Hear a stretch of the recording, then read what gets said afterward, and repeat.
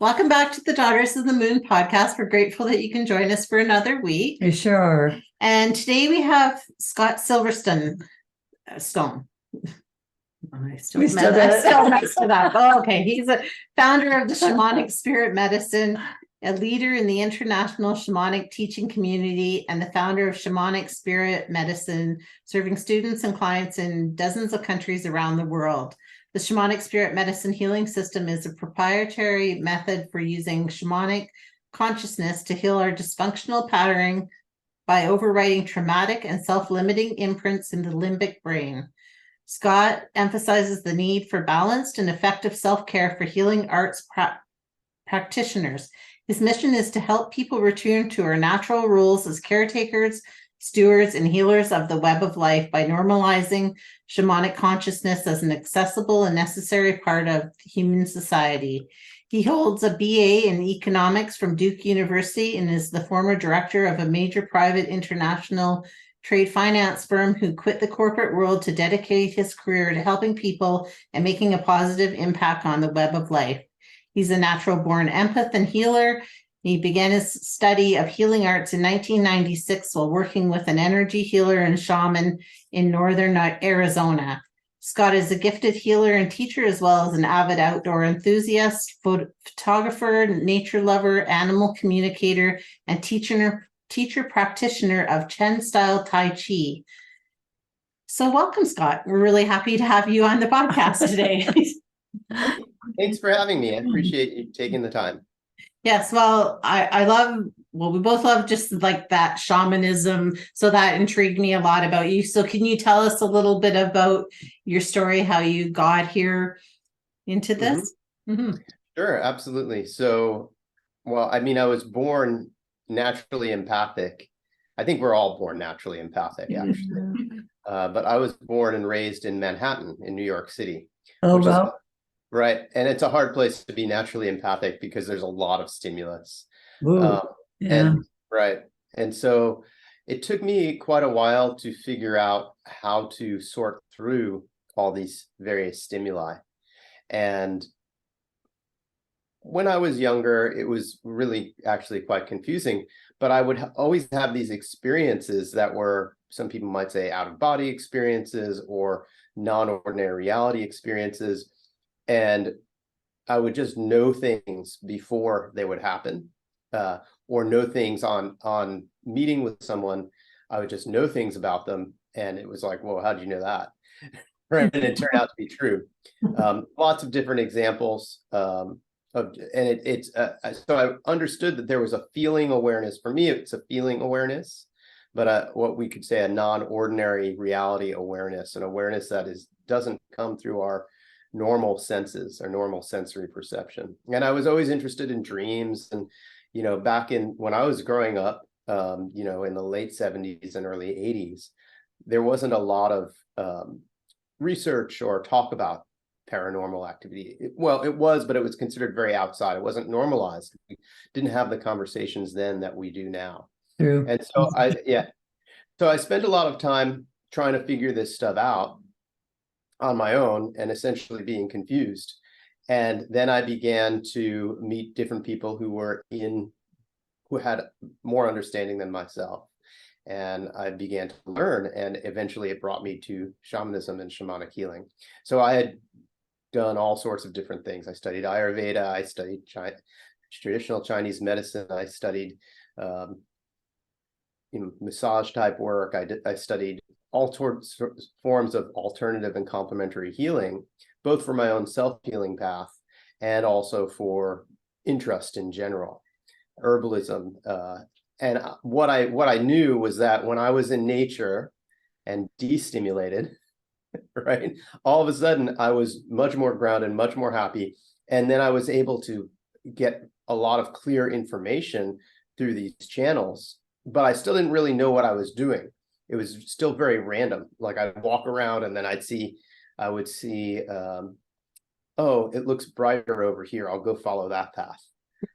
And then I'd find something really cool. Like one time I was out in the middle of the desert, in the middle of nowhere, and I was just, playing my drum. And I stopped and I looked down, and I mean, this is a flat clay desert where everything basically is sandstone. It all looks red. I look down, there's one piece of clay. I pick it up. On the other side is a pottery shard with Kokopelli painted on it. Oh, wow. Everything else is, yeah, right. And it's like, why did I stop right there? I could have stopped. There's square miles all over the place that essentially look the same. Yeah, sure, there were valleys and ridges, but there wasn't any distinguishing feature in the, and there were no other pottery shards near there. It was just one right in the middle of, one piece of little Anasazi pottery right there in the middle of a whole field.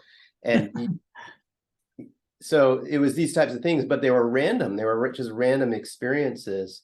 And I really wanted to find a way in which I could develop myself, develop those parts of my brain and my spirit mind in a way that made sense to me, not just random occurrences. How can I make this a repeatable experience? And so then I met an energy healer in Northern Arizona, and I started to go for sessions with her once a week for my personal healing. And in the process of that, she was like, "Wow, you're really empathic."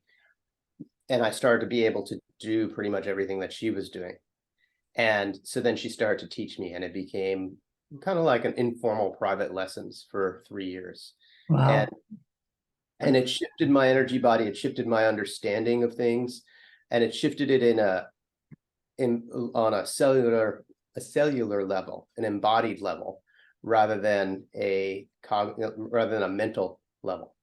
And of course, the cognitive portion came afterwards. And then I continued to study and found Tai Chi and a really great teacher who I studied with in Thailand, and then ended up living there at the Tai Chi school for 6 months. And, we practiced 6 to 8 hours a day, every single day. It was great. Thailand was amazing. And there's actually a lot of overlap between the old Taoist teachings, the traditional Taoist teachings, and shamanic practices. They understood how to travel in the upper and lower worlds, how to access non-ordinary reality. They use different names for things, but essentially it's similar. And so eventually all this came together, and it began to synthesize in my own understanding. And so now what I teach and what I do is uniquely my path. And when I work with people and I help them and guide them through their own studies, I'm helping each person develop their path, right? I'm not trying to make little carbon copies of myself. I'm trying to help everybody be themselves, right? Because everybody has to have this. My opinion is that if you're going to truly be effective as a healer, or in anything really, but shamanic healing in this instance, we have to truly embody that on a embodiment level, on a cellular level. We're not following instructions. It's not like putting together the prefab furniture and you know what I mean? You don't get that. Put screw A in, hole B and place, A and B boards together and you get your, no, it's not like that. You have it because there's so many variables when you get out there in the world. Oh boy. When you start working with people, right? You don't know what's going on with that person, their history, their situation, what's happening in the spirit world for them. Could be where they're living, could be family history, could be a present time, could be an encounter, could be a past time encounter, all sorts of stuff could be going on. And so you have to embody that as a healer to be able to help somebody. And so I want everybody to do it their way. Yeah. Right. And then then it's their medicine. It can't be taken. Sorry, go ahead. Yeah, I agree with you. I think that's so important that, when we're teaching people that, we're teaching you to be your best authentic self, as opposed to, I just want you to be just like me. And I don't know that there's a lot of healers and teachers that are like that, but I'm sure there are some that just want to create all these little carbon copies of themselves. But I think what happens is that eventually we get into, we're in a modern Western society that likes to regulate things, especially in the United States, right? And so let's say you have someone who's an intuitively gifted massage therapist, good at healing through touch, through healing touch, through massage. then they, in order to practice in the United States, they have to have a massage license, right? So then they have to go to massage school. And then in massage school, they learn a technique. And then they forget their intuitive way of working, and they get this formula, and they just work through this formula. And so, I understand it's important to have guidelines and to train people, like, yeah, you don't want to just work on the left side of the body and let the person be really out of balance. Of course, I get that. Yeah. Right. But at the same time, we want people to be able to follow their intuition. I'm not saying there's anything wrong with massage schools, but we need to make sure that we allow that space for somebody to embody the work and not just follow the formula. So yeah, of course, I give people a formula, quote, a formula of I want to make sure that you hit these aspects in a session, because if you don't hit those aspects, then I think you're not going to do a complete session. But I want to also give people the leeway and the freedom to follow their own medicine and see how they do that and how they approach it and how they get there, and then go back and check and see, is there anything else? Am I missing anything in this session? Yeah. So yeah, that's yeah, anyway, that's how I got where I am. That's awesome. That's really cool. I really love just the way, can you explain a little bit to some of our listeners that if they don't know what shamanism is, what is that practice of shamanism? Sure. Yeah, absolutely. And actually, I'm going to share, before I do that, I'm going to share one more thing about how I got to where I am. Okay. There's another part of it. So I was just doing healing work. I was just doing sessions for years. And then one day I got an email from somebody, and she said, "Hey, I'm coming to Kauai. I want to learn what you do. Will you teach me?" And I thought to myself, that's interesting. Yeah, okay, I'll teach her. And so she, she had a distance session first to make sure she resonated with my style of healing work. And she came over, and I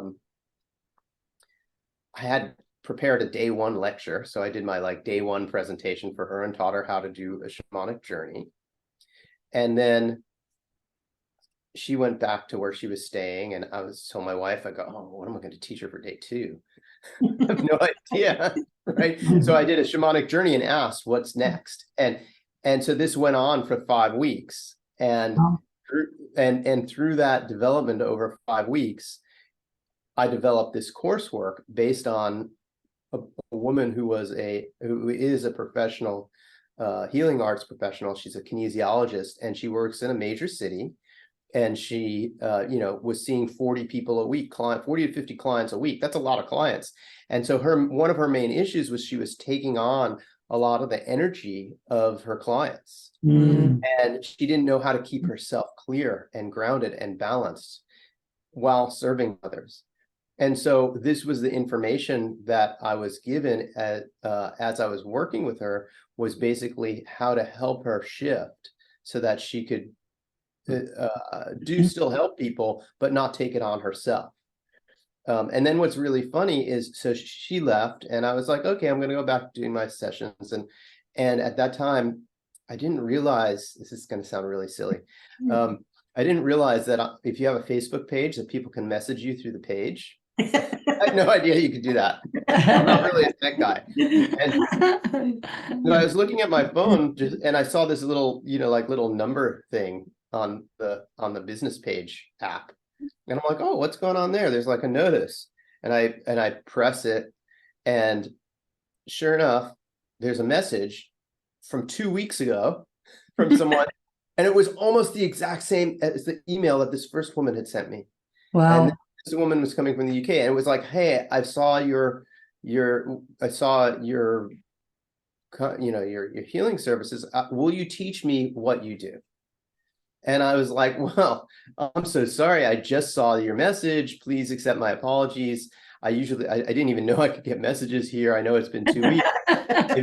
If you're still interested, email me. Here's my email. And, and she's like, oh, thank you so much. I was just about to sign up for another program, but I was really felt drawn to you and your style. Can we have a Zoom meeting or a Skype call? And so we talked on Skype, and then she came over for 6 weeks. Wow. And I had I already had the outline this time. So we did that. And then right at the end of when she was studying with me, I was doing a session on another woman. And at the end of the session, she goes, I want to learn what you do. Can you teach me? And so she stayed for she canceled her, she was here on Kauai. She canceled her flight home. And then she ended up staying for 8 more weeks and studying with me. Holy and, wow. and then this continued for a full calendar year, where I didn't even have on my website that I taught. It wasn't even part of it. It wasn't even on there.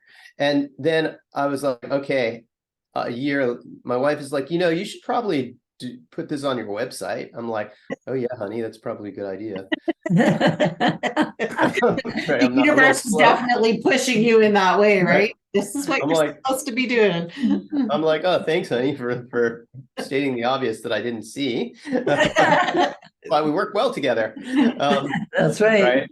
And That's so, right. and then she was like, you'll be doing this online. I'm like, oh no, I'll never teach online. But of course, then I had a woman come for a session and she's like, I want to learn what you do. And I'm like, oh, okay. She goes, but we're going home tomorrow and I'm wondering if you'll teach me online. And so I'm like thinking about what my wife said. Like, yeah, I guess. Okay. I'll do that. And we'll try it. And I was very skeptical about it, that I didn't think it would work. So we met, regularly once every other week. We did sessions for a full calendar year online. And much to my amazement, it actually works just as well online. In fact, in a way, it worked better, because what was happening is people who come here, if they did the whole program of 30, 35 classes here, then what ends up happening is it's so intense. And then they go home and they have to try and figure out how to make their new self fit into their old life. Yeah. And it can be very cathartic. So when we're working online, it's happening gradually. We're meeting once a week over the course of the training, and it gets to integrate into life. And so, yeah, there's still a lot of positive and profound changes, but it becomes something that can integrate into day-to-day life very easily for people. Nice.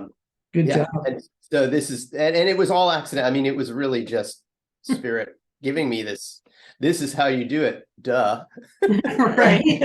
I was not anyway smart enough to figure that out for myself. Okay. So I was just literally given all that information, and by people showing up, do this, do that, do this. And so over time now I've just developed and shifted, with working with different people and now working with groups.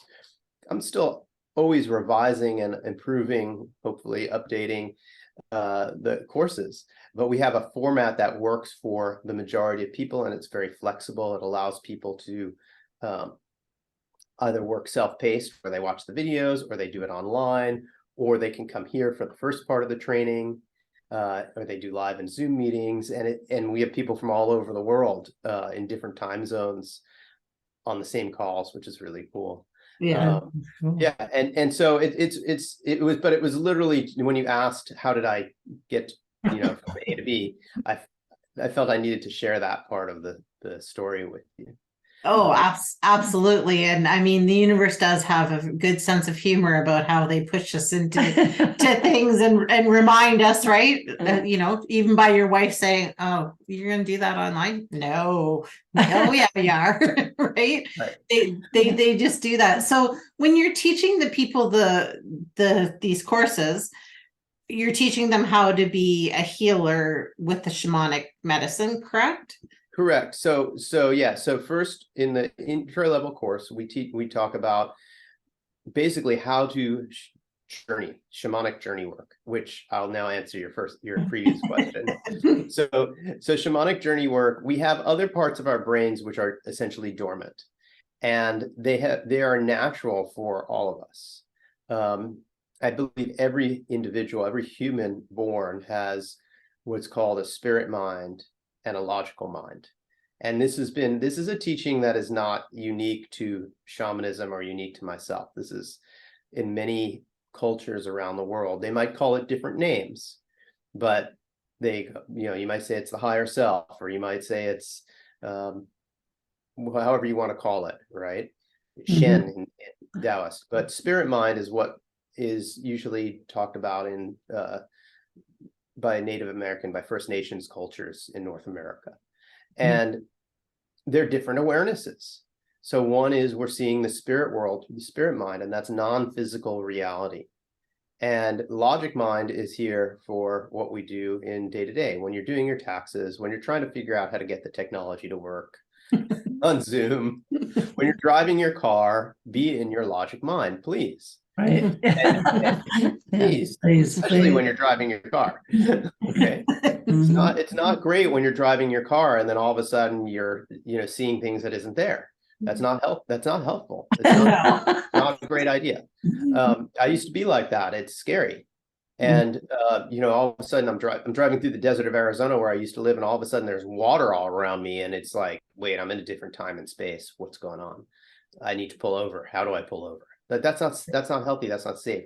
No, I didn't want to live that way. It's very disruptive, right? So what that is a signal, that what I know now that I didn't know then, is that when that happens, that's a signal that we're slipping into this non-ordinary reality consciousness, slipping into our spirit mind awareness without knowing and without control. And so essentially, and this is my definition, is that to be effective in shamanic healing is we learn to gain willful active control over our spirit mind and be able to access that at will and return to normal waking consciousness at will. Okay. Yeah. And that's the definition. And so the first part, what I call the fundamentals of shamanism, our primary goal is to give everybody that ability. So you have the ability to access shamanic consciousness at will, or your spirit mind at will, return to normal, waking, everyday reality at will. Now, we don't just do the same thing each time, go there, come back, go there, come back, because that gets kind of boring. So we go and we ask questions for self-healing during that time. And we also ask questions about what I call right relationship or right alignment, which is essentially ethics, okay? So when we work through our first class, I teach class 1, you learn how to journey to the drum. And we only use the drum. We don't use psychoactive plants to help induce that state. There's other ways to induce that journey work state or get people to transfer into their spirit mind. I like using a drum because not only is it a lot easier on our body, and not only can we come back whenever we want and go whenever we come. It's really hard to take ayahuasca and then go pick your kid up at school. It doesn't really work, right? But you shouldn't, especially if you're driving. Maybe if you're walking, but definitely not if you're driving, okay? But I can do a journey. I can do a session. I can do a journey for myself and finish and hop in my car and go do whatever I have to do. And I'm just perfectly normal and grounded.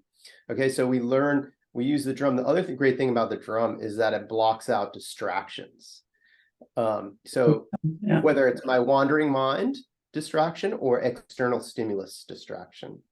And so as we do that, we begin to entrain with the drum, and we also learn, we become habituated to the drum. So, the drum happens. I'm going to journey now. So what's really funny is in my class, so that's day 1. And on day 1, people are like, I don't know if I'm going to be able to do this. Normal self-talk, right? If they haven't done it, I don't know. Everyone ends up doing it. Okay. By the end of the class, I think it's the last day. Yeah, on the last day of class, we do a journey where, we do partner journeys on days 3, 4, and 5. But on the last day, on day 5, there's a partner journey in the class here that I do in person here, where one person journeys and the other person lays there and receives and doesn't journey. I'll tell you what, on day 5, everybody who's laying there receive is like, it's really hard to not journey with the drum.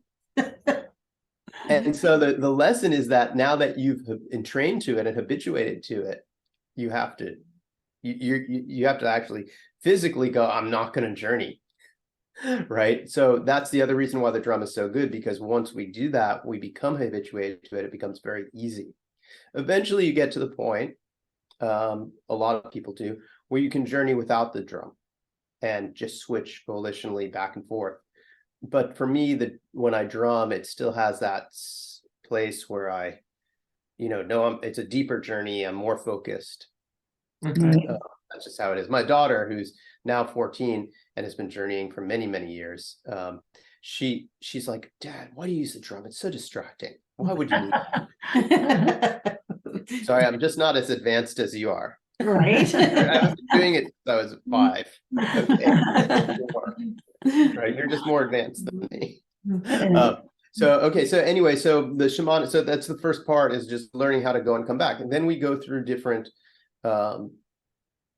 exercises where we meet, connect with the spirits of the land where we are. We connect with a benevolent blood ancestor who had shamanic experience. And if we go back far enough, we all have ancestors who were shamans.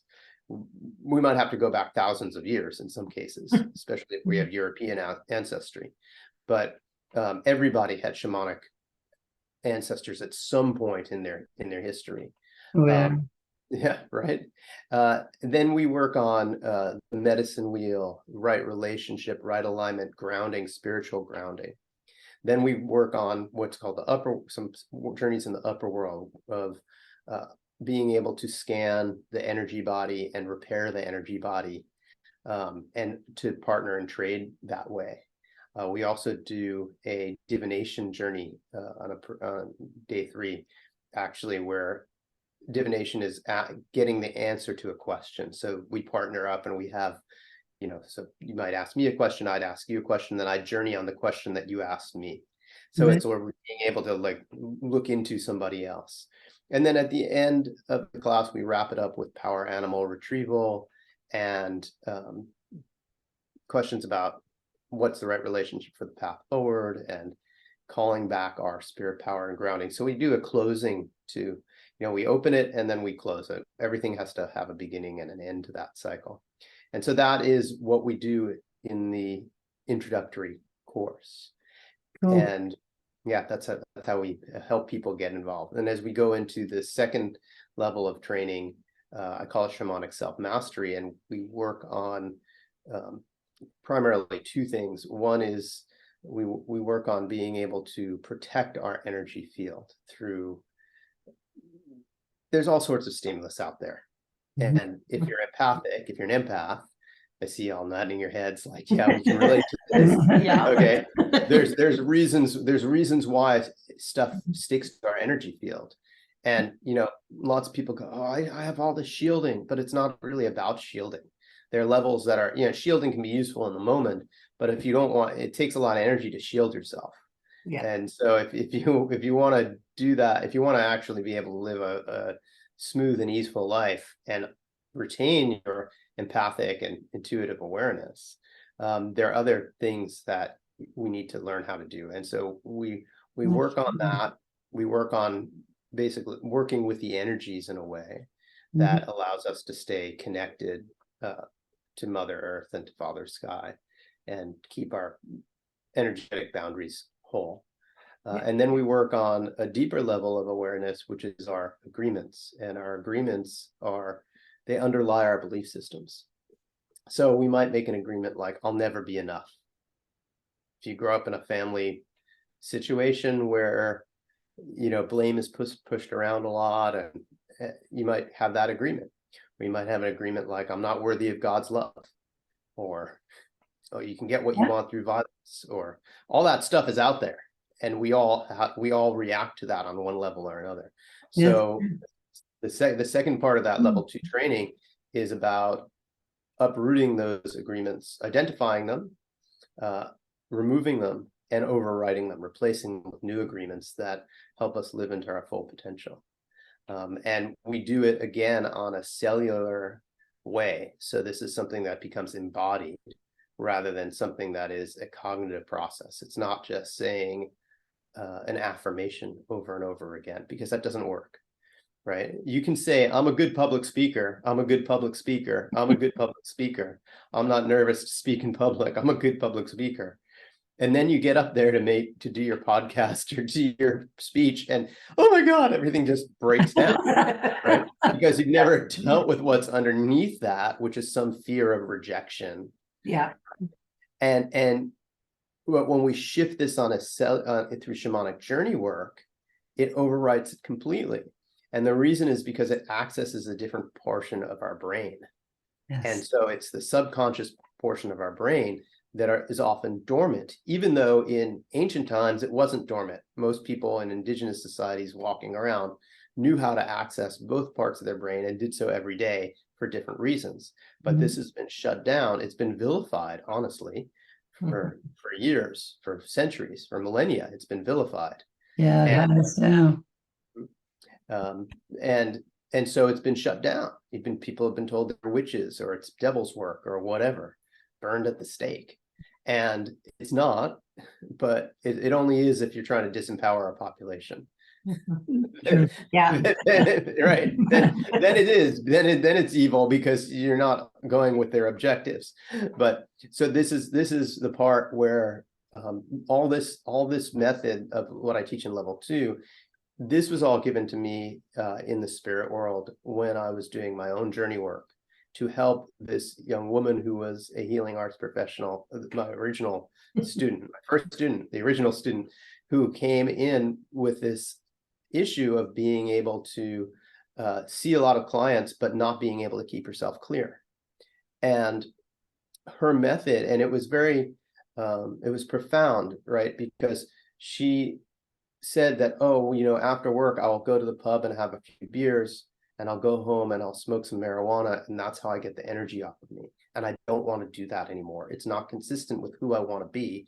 And I know it's not good for me, but this is the only coping mechanism that I have. And I had told her in the very beginning, I said, when you come, my rule is you can't drink and you can't be high or do any drugs while you're in the training. You have to give 24 hours before or after any class. Like what you do in your own life is your business. But when you're in training with me, I don't want you hungover. I don't want the energy of alcohol around. I don't want the energy of any substances in this room.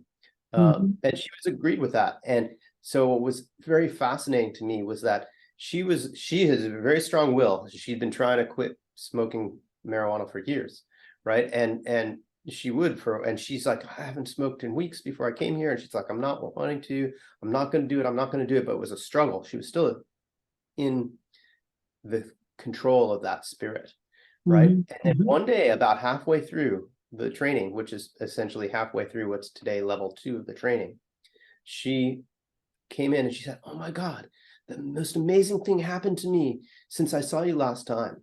I woke up yesterday morning and it's the first time since I was 16 years old that I didn't want to get high. Wow. It's not, it's not like she was getting high every day, but it was a struggle every single day. She was the first time since I was 16 where I didn't want to run to that. And you know what? After that, it was done. She had no desire. It wasn't a struggle after. I checked in with her a week later, 2 weeks later, a month later, even when she was back home a year later. No, just not even. It's like that part of her was just gone. So this idea of needing to do that to cope with those energies was gone.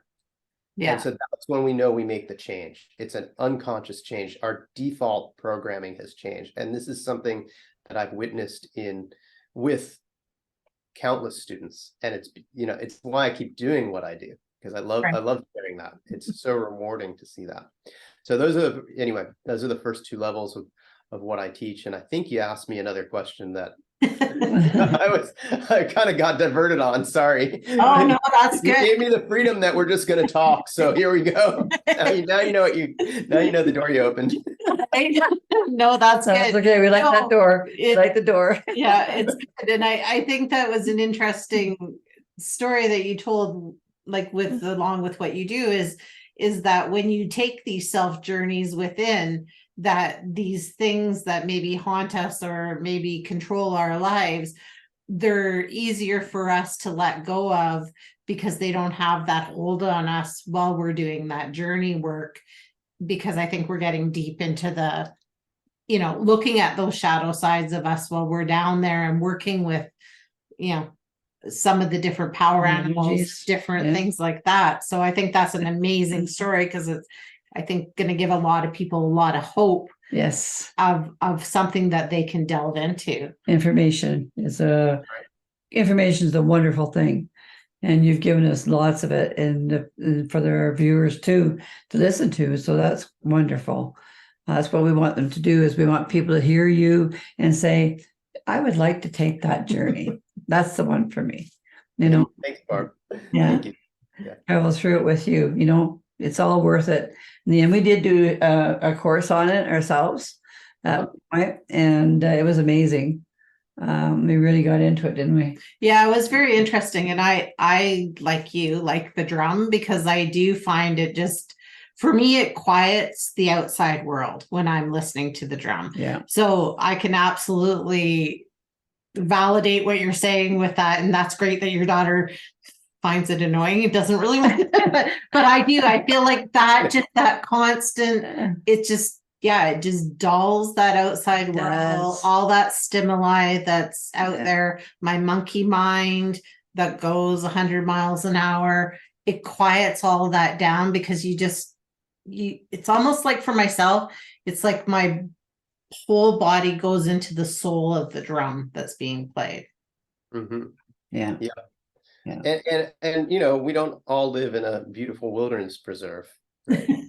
Right. Where we only have the natural world around us. And you know, if you've got neighbors that like to, you know, weed whack or run chainsaws or leaf blowers when you're teaching, the drum really helps. It's very hard to have a, you know, class of people say, okay, now just journey, and then neighbors like it's funny, I have a neighbor across the street, and I'm on a hill, and they're kind of down the hill and across the street, and they but the sound travels up like an amphitheater. And every time we do, you know, as part of my energy body course, we do standing Wuchi meditation, which is a standing meditation that helps us get into our center. I swear to you, every time we do that or the relaxing meditation, it's time for him to run his leaf blower. It's like without fail. I'm like, okay, here we go. I'm starting the meditation. In about 3 minutes, this guy is going to somehow tune in and like run a chainsaw or a weed whacker or some loud piece of equipment. And I'm gonna have to tell the story about keeping your focus regardless of outside distractions. Tell that very way. Yeah, and so the drum's really good in those situations as well. Well, the universe is just providing you with a wonderful, wonderful story to be able to, you know, this is real life. This is what happens, right? Right, exactly. And that was one of the things I really enjoyed when I was, you know, learning Tai Chi the very first time in Thailand is, you know, you think, oh, you're going to go to Tai Chi school. It's up in the mountains. It's in this beautiful, like, no, we were right in the city across from a tuk-tuk driver karaoke bar. and we would be doing our, you know, meditation, and these, you know, drunk tuk-tuk drivers, tuk-tuks are like little taxis, these drunk taxi drivers would be singing karaoke at noon, like wasted on Thai whiskey, singing way off key, and you're standing there meditating. It really helps you focus, you know. Eventually you're able to, you know, bring that focus internally and not allow that focus to be hooked from the outside. And that's very important. Yeah. And actually, I will lead into one other thing here about what I teach is, along with those first two levels, another level of what I call my apprenticeship training is a course called Cultivating the Energy Body. And that is through the practices that I've learned, internal martial arts practices related to Tai Chi and Qigong, or what's actually Neigong, internal arts. And that goes hand in hand with the shamanic work, because it helps to strengthen our energy body, and it helps us to cultivate it, but also have control of our energy body, and build our energetic immunity and vitality and resilience. And so again, the same theme of healers who tend to overgive, we tend to martyr ourselves, we tend to want to help everybody. This helps us to develop an internal resilience that, first of all, it allows us to give more because we're nurturing ourselves more.